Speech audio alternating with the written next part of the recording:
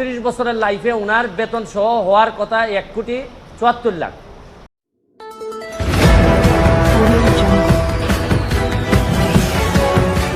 গত 31 তারিখে কালের কণ্ঠে একটা রিপোর্ট হয়, আপনারা হয়তো অনেকেই দেখেছেন, যে সাবেক আইজিপি বেনজির আহমেদ ওনার সম্পদের একটা ফিরিস্তি কালের কণ্ঠে দেয়। তো যে পরিমাণ সম্পদ, মানে অনেকের ব্যাপারে আমরা সম্পদের হিসাব দিয়ে আমরা ইন্টারভিউ দেই। তো ওনার সম্পদের ফিরিস্তি এত বড় যে কোনটা আগে বলবো কোনটা পরে বলবো এটা আমার মাথায় ধরে না। তারপর দেখলাম যে 800 বিঘা 600 বিঘা প্রায় 1400 বিঘা তো আছে গোপালগঞ্জের এদিকেই।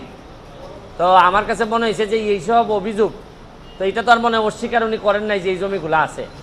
তো আমার এলাকায় আমি বলে আসছিলাম যে কিছু লোক আছে অনেক সময় যে জায়গায় যায় কিছু পয়সা করে থাকলে একটা করে বিয়ে করে আসে, আর এই উনারে দেখলাম যে উনি যে জায়গায় গেছে মোটামুটি জমি জমার মালিক হয়ে আসছে। আর একটা বিষয় কি, যে একজন আইজিপি মহোদয় উনার যদি এত সম্পদ হয়, পরে বৈধ অবৈধের প্রশ্ন।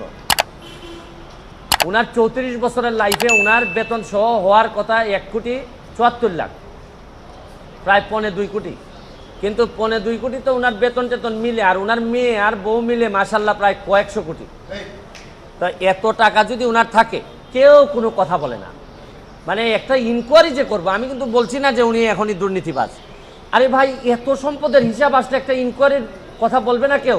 আপনি দেখবেন যে 31 তারিখে রিপোর্টটা হওয়ার পর আমি কাউরে কথা বলতে শুনি না। সবাই মনে হয় যে একটা ভয় পায়, ভয় মারা যাবে, নাইলে তারে মামলা দিবে, তারে এই করবে সেই করবে। মানে কি, এটা বঙ্গবন্ধুর বাংলাদেশ, স্বাধীন বাংলাদেশ। এখানে তো বঙ্গবন্ধু কন্যা স্পষ্ট বলছেন যে দুর্নীতি প্রশ্রয় দেওয়া হবে না। তাইলে এরকম একজন আইজিপির এত সম্পদের হিসাব আসছে, কেউ কোনো কথা বলবে না। আর দুদক আল্লাহ মাহবুদ জানে, নিজে স্টার্ট তো নিতেই পারে না, ধাক্কায় স্টার্ট হয় না। দুদক কি এটা? আমি তো অনেকদিন ওয়েট করছি এটা। আমি তখন আমেরিকাতে যখন আমি রিপোর্টটা দেখছি, তো দুদক এটা বলবে না, ইনকোয়ারি করবে না? আরে ভাই, একটা কাজ তো করো, এতগুলা বেতন নিতেছো, খালি এই যে কাজী আর ওই যে সাব রেজিস্ট্রারের মামলা করার জন্য দুদক আসে নাই তো। আর বড় জিনিস দেখলেই দুদক চুপসে যায়। আর আইজিপি মহোদয় এত সম্পদ বানাইলে হয় কি জানেন? কোন জায়গায় অশনি সংকেতটা, কোন জায়গায় অশনি সংকেত হচ্ছে কি, তাহলে যারা পরবর্তী আইজিপি মহোদয় যারা আছেন, পরবর্তীতে যারা আসবেন, তারা হয়তো ভাবতেছেন যে মডেল ক্যারেক্টার আমাদের কে হবে। যারা অসৎ হবে তারা তো বেনজির সাহেবকে ধরে নেবেন যে উনি হচ্ছেন কি আমাদের আদর্শ। তাই উনি যদি আদর্শ পরেররা ধরে নেয়, তাহলে এরাও 800 900 1000 করে বিঘা কিনা লাগবে। তারপর আসতেছেন নিচের যারা আসতেছে, যারা অসৎ, এর মধ্যে অনেক সৎ অফিসার আছেন, তারা কিন্তু অনেক বেশি ফ্রাস্ট্রেটেড হবে যে আমরা সততা করে কিছুই তো করতে পারলাম না, মেয়েরে পড়াইতে পারি না। আর বেনজির সাহেবের শুনলাম যে মেয়ের অভিযোগ হচ্ছে গিয়ে মেয়ের একটু নর্থ সাউথ থেকে একটু রেস্ট নেওয়ার জন্য একটা ফ্ল্যাট আছে। আর আমি জীবনে এতদিন হাইকোর্টে থেকে একটা ফ্ল্যাট কিনা তো দূরের কথা, ভাড়া বাসায় থাকতে হয়। তবে একটু এখন আবার সংসদ সদস্য হওয়ার কারণে একটা ছোটো ফ্ল্যাট আমারে দিছে ওই নেমিখানের মধ্যে, তাও আবার 2টা রুম দেয়। ওই নতুন এমপি হইলে আবার রুমও কম দেয়, পুরাতন এমপিদেরকে বেশি দেয়। তো এখন এগুলা যদি চলতে থাকে, আর আরেকটা জিনিস দেখেন, মরার উপর খরার গা, এমপি হওয়ার কারণে আমার 2টা উপজেলা চালাইতে হয়, 2টা থানার যিনি ওসিরা আছেন তাদেরকে আমি কোন বিবেকে বলি যে ভাই তোমরা 2 নম্বরই করো না? এরা যদি বলে আপনি আমার চাকরি দিচ্ছেন, যারা আমার অফিসার তারা দেখছেন কি মাল বানাইতেছে, আর আপনি আমার এইসব করলে চলবে? তা আমি এদের কি কন্ট্রোল করবো কিভাবে? আবার এসপি সাহেব যদি বলে যে একটা ফোন কাইটা দেয়, আমি কি করব? কারণ যে সম্পদের হিসাব দিচ্ছে তাতে এক ব্যারিস্টার সুমনকে এমপি না মানলে কি হয়? তাই এইসব চিন্তা করে দেখলাম যে এত লোকের সাথে কথা বলার চেয়ে একটা অ্যাপ্লিকেশন দুদকে দিয়ে আসি। আর দুদক যদি মনে করে না এত বড় জিনিসের বিরুদ্ধে যাওয়া যাবে না, তাহলে তো আমার মহামান্য সুপ্রিম কোর্ট তো আছেই, এইসব জায়গায় নক করব। আমার কথা হচ্ছে যে ভাই কতটুকু করতে পারবো জানি না, তবে চোখ রেখে বলতে পারবো যে আমি চেষ্টা করে গেছি।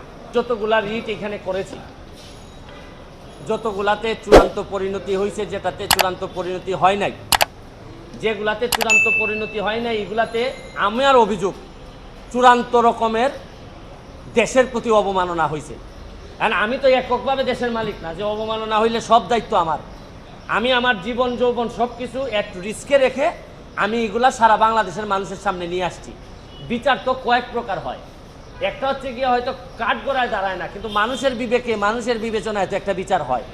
তো আপাতত না হয় এগুলা চলতে থাকুক, কেউ না কেউ এইসব জিনিস এই শুনেন, পতাকাটা তো কেউ না কেউ টেনে নিয়ে যায়, হয়তো পতাকার দাম কতটুকু থাকবে আমি জানি না, কিন্তু তাও তো ধরেন একটা মামলা, আপনি জানেন যে কিসের মামলাটা আমি সুরাহা করতে পারছি, হচ্ছে কি আপনার শেরাটনের মামলা, সালাম মুর্শিদির মামলা, তারপরে সালামের মামলা পারি না, এটা সুপ্রিম কোর্টে গিয়ে এটা আবার করে দিয়েছেন।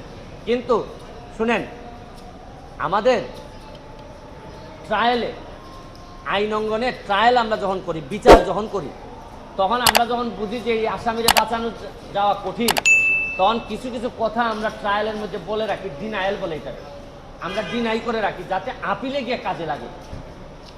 তা আমি যেগুলো করে যাচ্ছি এগুলো ডিনায়াল দিয়ে যাচ্ছি, হয়তো আমি এদেরকে ধরতে পারি নাই, ডিনায়াল দিয়ে যাচ্ছি। আমার একটা বিশ্বাস, আপিল মানে হচ্ছে কি নেক্সট জেনারেশন, কোনো না কোনো একদিন আসবে।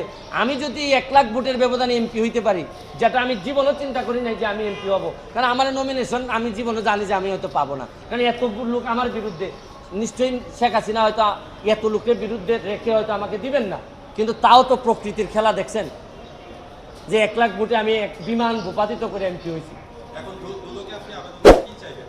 এই যে ওনারা ইনকোয়ারি করবে, ইনকোয়ারি করে আমাদেরকে জানাবে যে ওনারা কি পাইছে না পাইছে। নেক্সট হচ্ছে গিয়ে যে জায়গায় দাঁড়ায় আছি এই জায়গায় আবার দাঁড়াবো।